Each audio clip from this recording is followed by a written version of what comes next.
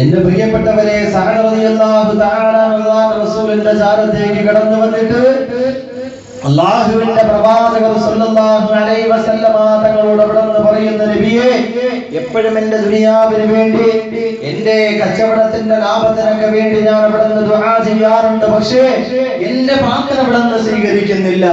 ആ സമയത്ത് അവിടുന്ന് അല്ലാഹുവിന്റെ റസൂൽ സഅദ് റളിയല്ലാഹു തആല അൻഹുവിനോട് അവിടുന്ന് എന്താ പറഞ്ഞതെന്നറിയോ? യാ സഅദ് ഇജ്തനിബിൽ ഹറാം, ഏ സഅദേ, നീ അവിടുന്ന് ഹറാം ഒഴിവാക്കണേ. ഹറാം നിന്റെ ജീവിതത്തിൽ നിന്ന് അവിടുന്ന് തുടച്ചു മാറ്റണേ.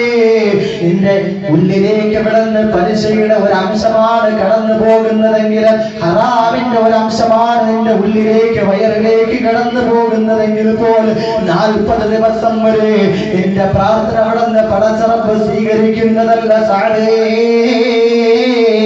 എന്നല്ലാഹുവിന്റെ റസൂൽ അവിടുന്ന് സഅദ് റളിയല്ലാഹു തആല അൻഹുവോട് പറഞ്ഞു കൊടുത്തെങ്കിൽ, ഇന്ന് പലിശയിലൂടെയല്ലേ ജീവിക്കുന്നത് പ്രിയപ്പെട്ടവരെ? ഇന്ന് സമ്പാദിക്കുന്നത് പലിശയിലൂടെയല്ലേ? ഇന്ന് ചെലവഴിക്കുന്നത് പലിശയുടെ മാർഗത്തിലല്ലേ ചെലവഴിക്കുന്നത്? പലിശയ്ക്ക് വേണ്ടി കൊടുക്കുന്ന എത്രയോ പേരുണ്ട്. പണയം വെക്കുന്ന, സ്വർണം പണയം വെക്കുന്ന എത്രയോ പേരുണ്ട് പ്രിയപ്പെട്ടവരെ. അല്ലാഹുവിന്റെ റസൂൽ അവിടുന്ന് 14 നൂറ്റാണ്ടുകൾക്ക് മുമ്പ് ഈ സമുദായത്തോട് അവിടുന്ന് വിളിച്ചു പറഞ്ഞില്ലേ, ഇതോ ഒരു സമുദായത്തിൽ അവിടുന്ന് വിഭചാരവും പലിശയും കണ്ടു തുടങ്ങിയാൽ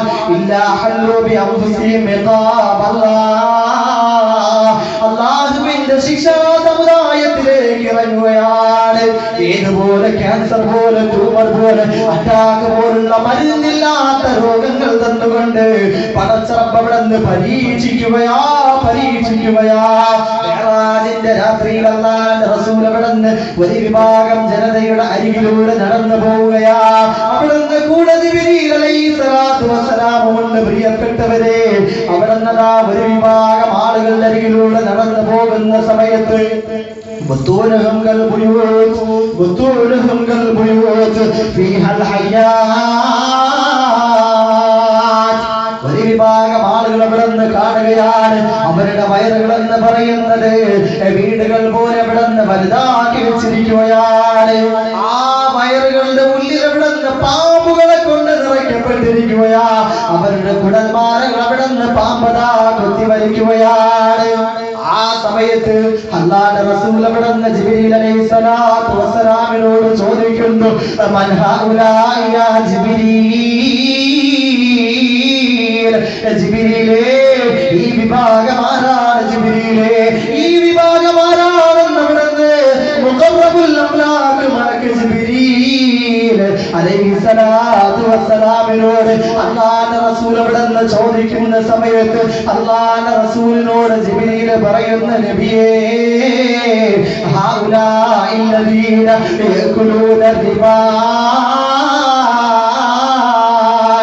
ഈ വിഭാഗം ആരെന്നറിയോ?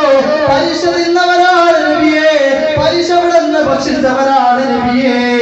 അവർക്കുള്ള ശിക്ഷ ഇതാണെന്ന് അല്ലാഹുവിന്റെ റസൂലിനോട് ജിബ്രീൽ അലൈഹിസ്സലാത്തു വസ്സലാം പറഞ്ഞു കൊടുത്തെങ്കിൽ, ഇന്ന് വാഹനം വാങ്ങുന്നത് ലോണിലൂടെയല്ലേ, ഫിനാൻസിലൂടെയല്ലേ വാഹനം വാങ്ങുന്നത്, വീട് വെക്കുന്നത് പലിശയിലൂടെയല്ലേ, ഇന്ന് ജീവിക്കുന്നതൊക്കെ പലിശയുടെ മാർഗത്തിലല്ലേ.